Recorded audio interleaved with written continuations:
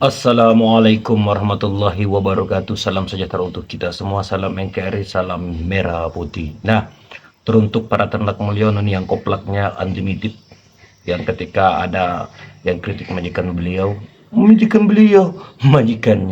dia mengatakan ini anak abalah, ini anak banteng lah, atau pertanyaannya ialah apa sumbangsimu terhadap negeri ini, kan koplak tuh. Nah, harusnya tuh kalian simak video ini nih, perbandingan antara pemerintahan SBY dengan Jokowi. Kenapa itu seimbang, masing-masing pernah menjadi presiden 2 periode selama 10 tahun. Nah, kalau kalian tanya kepada masyarakat biasa yang kayak kalian juga, itu kan koplak, nggak ada otaknya, itu batu semua, ya kan? Santai, santai.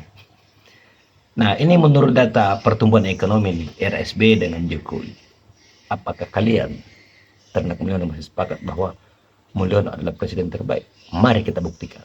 Memimpin Indonesia selama 10 tahun. Ya, Bapak menjadi presiden selama 2 periode. 2 periode. Pernah nggak Pak terpikir atau muncul keinginan untuk menambah periode lagi?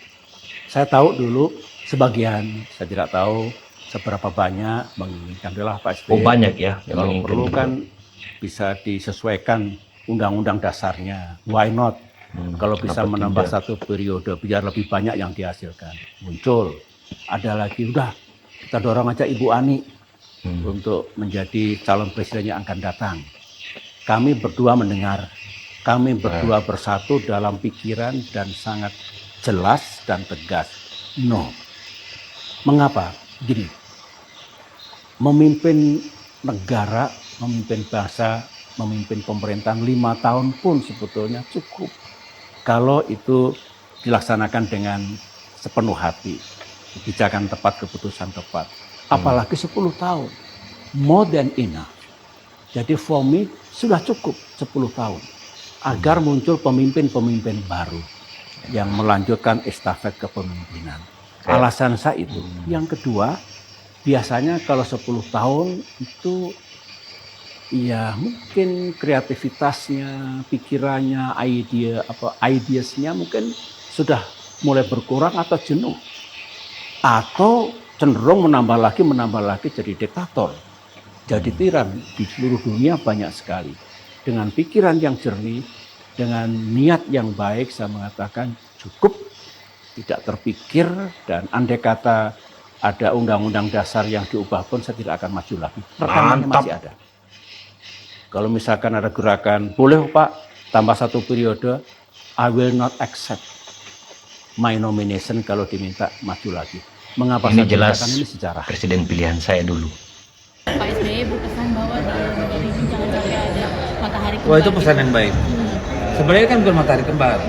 Ini ada bulan yang udah jadi bulan masih pengen matahari juga. Apakah itu menjurus Jadi selalu kalau datang bulan itu kan bikin masalah.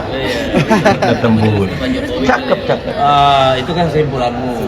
karena kemarin Pak Prabowo juga dalam pidatonya menyinggung kalau misalkan ada pihak yang mau memisahkan gitu antara Pak Prabowo dengan Pak Jokowi. Nah ini kira-kira Ya kan bisa dong, memang orangnya udah berbeda, masa digabung-gabungin, nanti apa kata orang?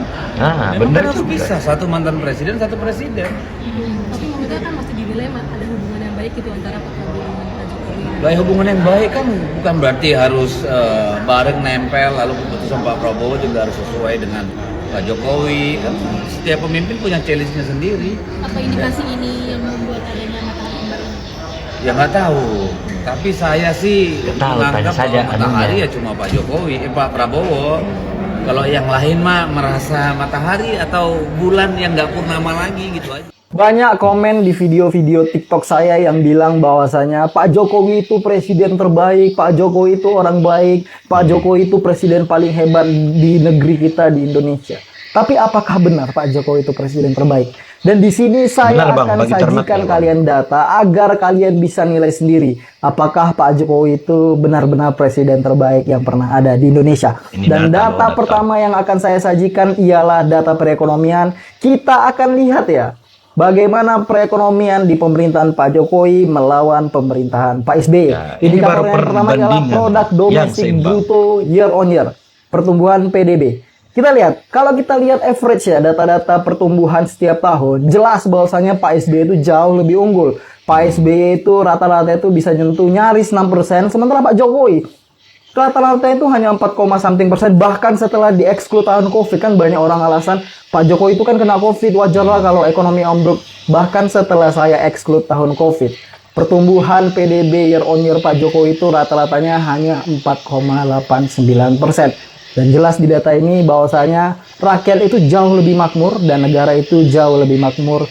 ketika dipimpin oleh Pak SBY. Itu data indikator pertama. 1-0. Lalu indikator selanjutnya yang akan kita gunakan untuk menilai performa presiden tersebut ialah dengan menggunakan indikator pendapatan per kapita. Apa itu pendapatan per kapita? Ya gampangnya, simpelnya itu seberapa banyak sih uang di kantong masyarakat. Apakah masyarakat semakin kaya atau justru semakin bokek ketika dipimpin presiden tersebut? Dan gimana cara dapat di PPK? Dengan cara membagi PDB dengan jumlah penduduk. Dan kalau kita lihat pendapatan per kapita di masa Pak SBY itu bisa tumbuh rata-rata selama 10 tahun tumbuh 14%. Dan nilai yang berhasil ditambahkan atau dinaikkan ialah senilai 2.532 USD. Sementara Pak Jokowi rata-rata pertumbuhan PPK selama per tahunnya itu hanya 3%. Dan nilainya pun yang ditumbuhkan hanya 14% banding 3%. 2-0. Indikator selanjutnya kita akan nilai bagaimana performa IHSG di masa masing-masing presiden. Kalau kita lihat di zaman Pak SBY mampu menumbuhkan IHSG senilai 4.150 poin. Sementara Pak Jokowi hanya mampu menumbuhkan senilai 2.028 poin. Ini mengindikasikan bahwa perusahaan-perusahaan jauh tumbuh lebih pesat di zaman Pak SBY dibandingkan di zaman Pak Jokowi. Ya, dan dari seluruh data 3-0. ekonomi yang sudah saya sajikan, apakah kalian masih berpikir bahwasanya Pak Jokowi itu merupakan presiden terbaik di Indonesia? I don't Jelas, think so. Bang, Dan menurut sekarang kita ternaknya. tahu ya kenapa Pak Prabowo itu harus pusing mikirin anggaran dan pusing harus melakukan efisiensi di mana-mana. Itu terjadi karena selama pemerintahan Pak Jokowi, ekonomi kita itu melambat dan macet sehingga mengganggu pemerintahan berikutnya. Sekian dari saya. Oke, Bang. Momen Chef Arnold masak nasi goreng Ini disamperin Bapak lagi Jokowi buka di warung depan kayaknya kediaman. nih beliau. Chef Arnold masakin untuk tamu-tamu Pak Jokowi. Kesana yuk, makan gratis yuk. Ternak yuk.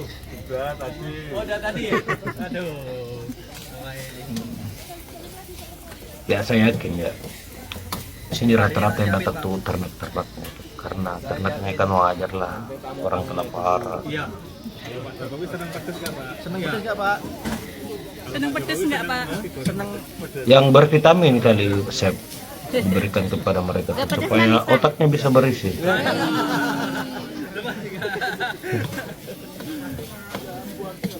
Ya harus.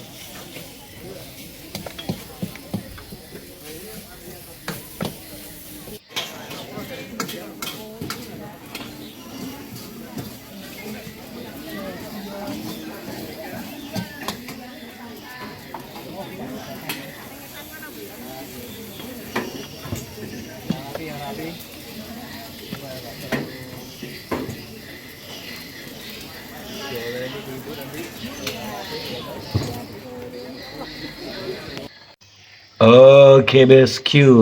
Aduh, saya yakin walaupun kita telah tampilkan tentang data-data pertumbuhan ekonomi tadi, perbandingan antara SBY dengan Jokowi, saya yakin para ternak-ternak itu tidak bakalan percaya.